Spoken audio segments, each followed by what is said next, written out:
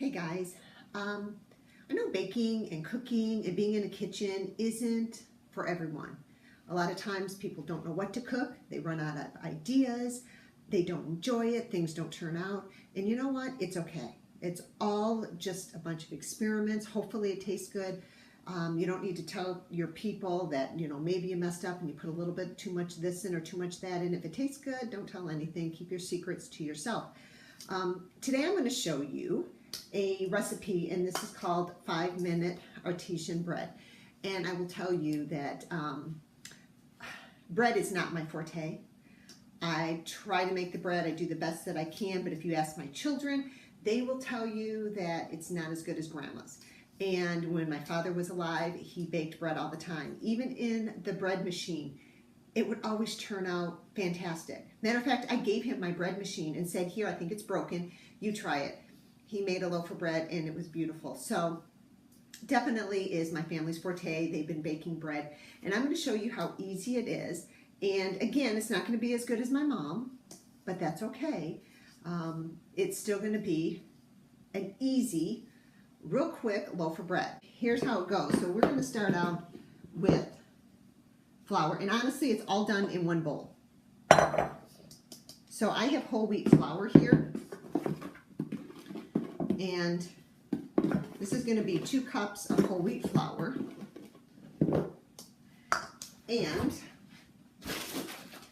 I have another cup of stone ground flour, and this was actually, I purchased that. If anybody saw my vacation videos, we went on a hike in Ohio.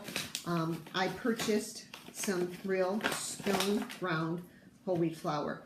So I'm going to add this to it. I'm not going to do all of it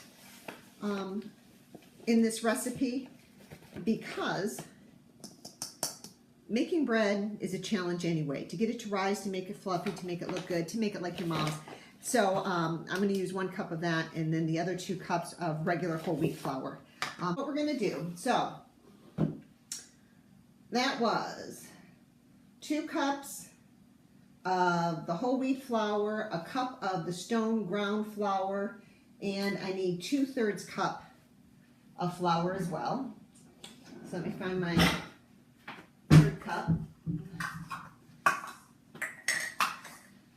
So I'm going to do another 1/3 of a cup of the flour. To that, I have 2 1/4 teaspoons of yeast, and I use active dry yeast. So I'm going to throw that in there. I'm not exact on measurements, but that's okay. We have 1 1/2 teaspoons. I have a coarse salt. That's 1 1/2. A tablespoon of sugar. I'm going to add that. And then at this point you can add some freshly chopped herbs. If I was upstairs, I would definitely go out and grab some, but I'm not, so I'm just going to make it without. Now I'm going to start adding the water. Guys, this is how easy it is. It is, let's see, 1 1/3 cup of water. So we're going to add this in all together and let it sit and rise. So just mixing it together. And actually, when they describe it, it's just enough for everything to come together, be slightly moist, and it's always going to look stringy.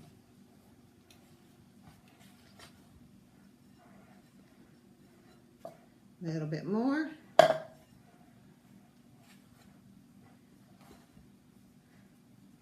going to add a little bit more water.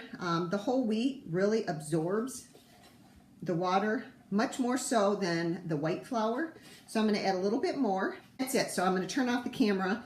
We're going to let it sit for about 45 minutes in a draft-free place and let the yeast start working, doing its thing. It will rise, it will double up, and then you'll see what I do next. So, don't know how much you can see, but it's kind of mixed in, looks like a blob, and that is it. So I have a cloth. Try to do this with one hand, maybe this will show. I have a cloth, I put it over the top. I'm going to put this in a draft-free place, and again, just let it sit for 45 minutes. How simple was that? Guys, yes, this was in my oven, but this is a draft-free place, so the oven is not on, and that is my bread dough. So it's been actually over 45 minutes. Really, you only need 45 minutes in a draft-free place, and it will double in size. I've done errands, I've run around, got dinner ready, so it's been more than 45 minutes, but I'm going to show you what we do next. Right now I have a dish with a lid on it. It's empty right now. I'm going to put it in the oven and set the oven temperature to 45, and while it is preheating, this is going to heat up. It says just to take it out from the bowl. So that's what I'm doing. This is the bread, kind of, I don't know, looks like a sponge. So you don't really need it too much, but you fold it in half. Then it says to fold it in half again, on top of one another. I have it covered in a little bit of flour. And that's what it looks like. Shape it into a ball, and that is it. So now this cloth that I had, that I covered the dough with originally, I'm just gonna do like this and cover it up. And again, I'm gonna let it set in a draft-free place, and it will hopefully raise and double a little bit more while the oven is preheating. And that is it. Okay, so I have the hot pan.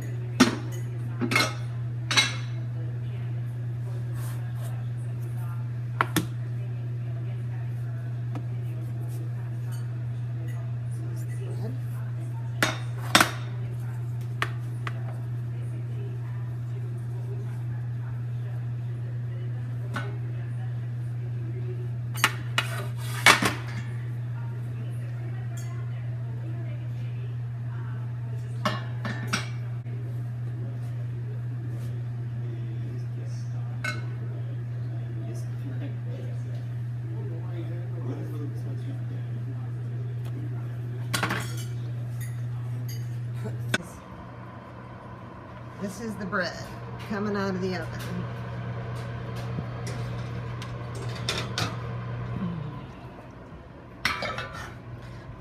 Yes, I moved to a different kitchen, but that's okay. I was making dinner up here. So that's the bread. I'm going to take it out, put it on a rack, and there you have it. So that is whole wheat bread. It's made with 100% whole wheat. We used whole wheat flour and then brownstone whole wheat flour, and water, salt, yeast, a little bit of sugar. You saw the whole thing go in. We mixed it up. The more you let it rise and sit overnight, the bigger the loaf might get. But again, with whole wheat, it's a little tricky. But there you have it, guys. Not so bad.